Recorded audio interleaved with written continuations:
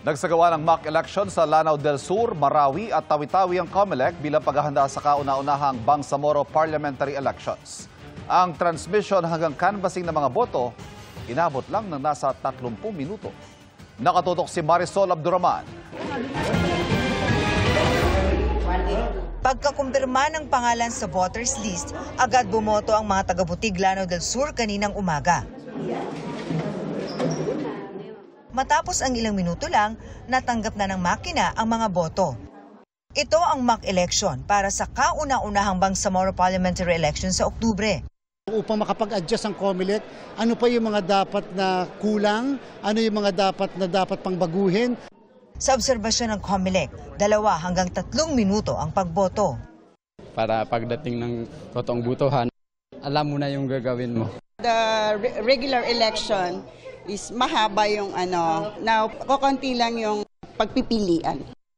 Alexa, national at midterms election sa bansa dito sa kauna-unahang Bangsamoro Parliamentary Election, merong mga mukha ng kandidato dito sa kanilang balota. Chair, bakit nga po ba? Una, nakalagay ito sa election code ng Bangsamoro. So, minarapat natin kahit na maaari hindi siya mandatory, na ilagay yan sapagkat gusto natin di masubukan ano ang implikasyon, gaano kabilis ang pagpili ng mga botante. Maraming kandidato na hindi mo pa pamilya, yes. Tapos pag nakita mo, kilala mo na agad. Oo. Alright. Yes. Okay. Malaking bagay ito para sa mga hindi nakakabasa, gaya ng 67 anyos na si Tumanina. Pakaugot, tulong sa amin. Nakakatulong daw yung picture na nakikita doon sa balot.